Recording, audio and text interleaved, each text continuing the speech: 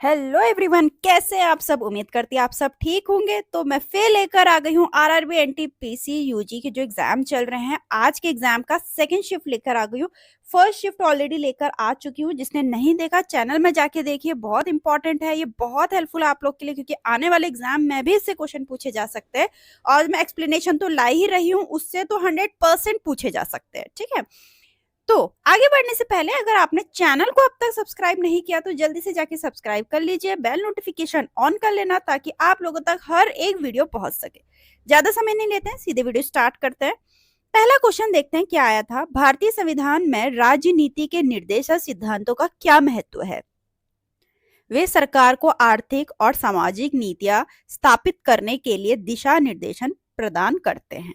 ठीक, फिर हड़प्पा सभ्यता में भोजन भंडारण के लिए किस प्रकार की संरचना पाई गई थी? पकी हुई ईंटों से बना विशाल विशेष रूप से निर्मित अन्न भंडार। फिर है बल की एसआई इकाई क्या है? फोर्स की एसआई यूनिट पूछी थी, न्यूटन। ठीक, फिर है जब किसी किताब को मेज पे धकेला जाता है तो कौन से बल कार्य करते हैं? एक तो गतिज घर्षण और गुरुत्वाकर्षण बल, और मैंने इंग्लिश में भी लिखा है।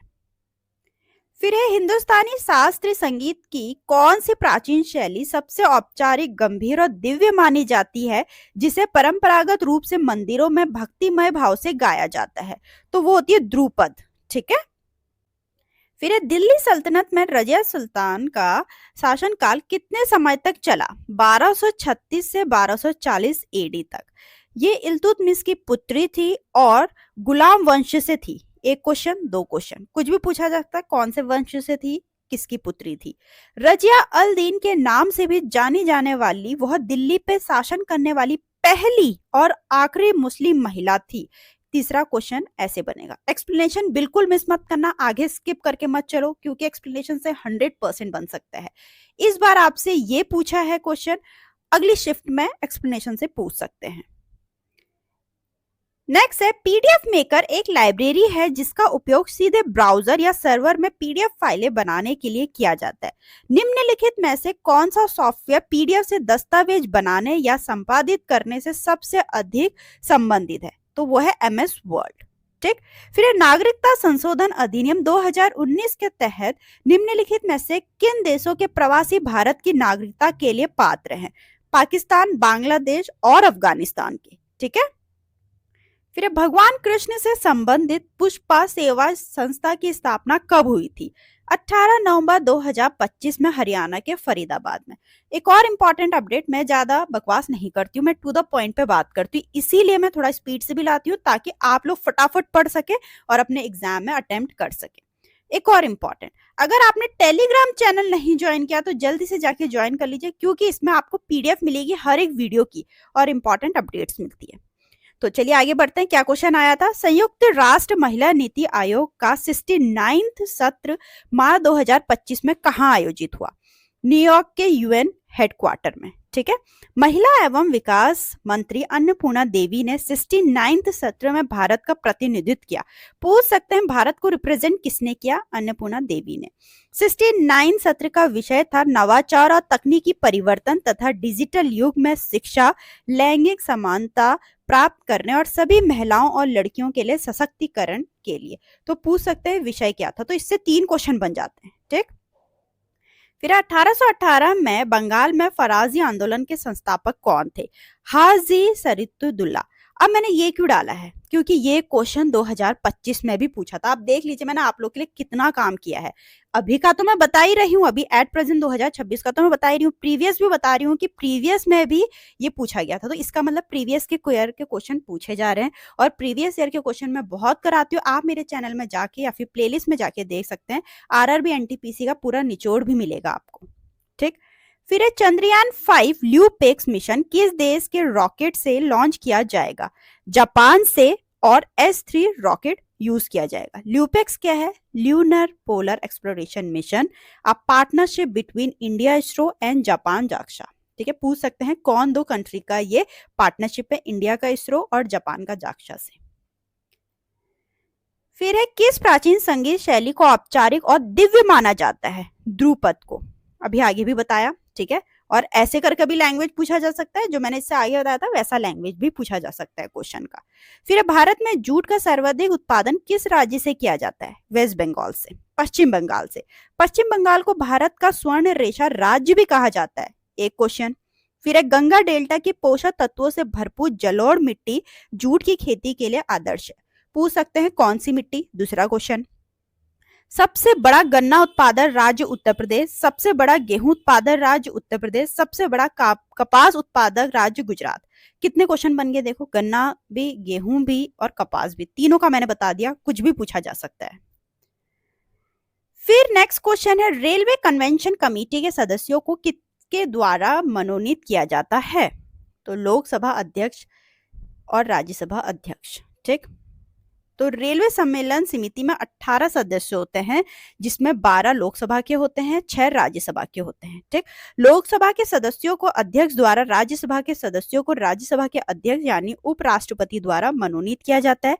रेल मंत्री और वित्त मंत्री रेलवे सम्मेलन समिति के मनोनीत सदस्यों में शामिल होते हैं। रेलवे सम्मेलन समिति के अध्यक्ष की नियुक्ति अध्यक्ष द्वारा की जाती है।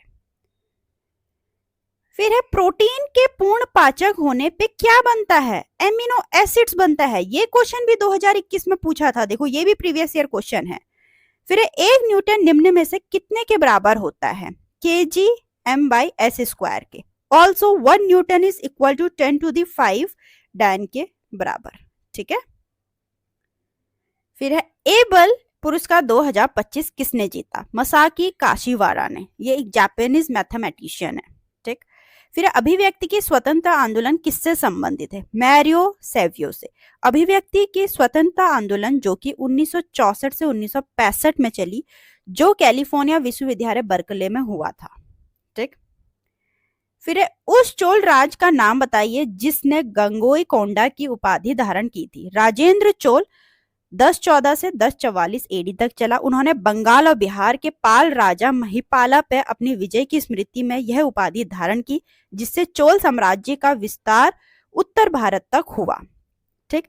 फिर निम्नलिखित में से कौन गैर नवीनीकरण संसाधन का उदाहरण है? नॉन रिन्यूएबल रिसोर्स का। कोयला, पेट्रोलियम, प्राकृतिक गैस, यूरेनियम और खनिज। इंग्लिश में भी लिखा है, देख लेना। फिर निम्नलिखित में से कौन सा ट्रॉपिकल डेसिसियस फॉरेस्ट, जिसको उष्ण कटिबंधीय पर्णपाती वनों की एक प्रजाति है, बोलते हैं टीक, सागून, ठीक है। और बाकी इसके क्या है?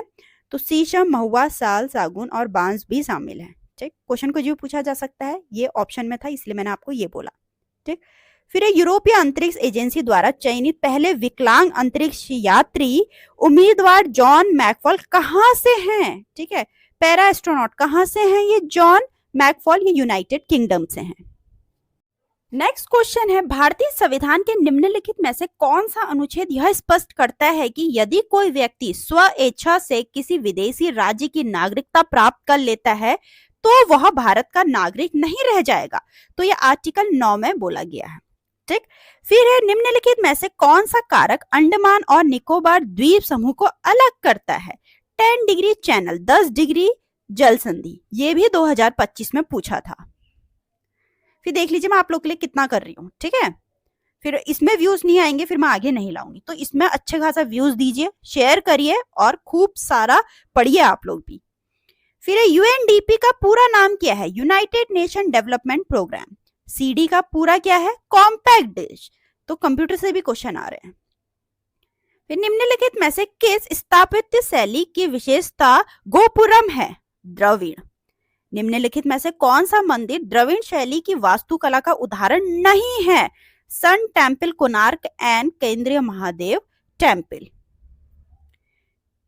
नेक्स्ट क्वेश्चन है भारत के संविधान का कौन सा अनुच्छेद यह बताता है कि सर्वोच्च न्यायालय द्वारा घोषित कानून सभी न्यायालयों पे बाध्यकारी है? आर्टिकल 141। फिर निम्नलिखित में से कौन सा भारत के राष्ट्रपति का पद नहीं है? ठीक है, चुनाव करना, संसद के सदनों को संदेश भेजना, राज्यों के मुख्यमंत्री की नियुक्ति करना। इसमें से एक ही ऑप्शन आया था, मैंने तीनों बता दिया। अगर तीनों में से कुछ भी आएगा तो आप टिक कर लेना, ठीक है। और ये क्वेश्चन भी 2025 में आया हुआ है। तो यहाँ तक के थे सेकंड एनालिसिस, जो कि बहुत इंपॉर्टेंट, बहुत हेल्पफुल होने वाला है। बिल्कुल मिस मत करना ये वीडियो देख के ही जाना और अपने एग्जाम के लिए अच्छा करना। All the best. अगर वीडियो अच्छी लगे तो लाइक करना और हाइप करना, चैनल को सब्सक्राइब करना ना भूलें। मिलते हैं अपनी नेक्स्ट वीडियो में।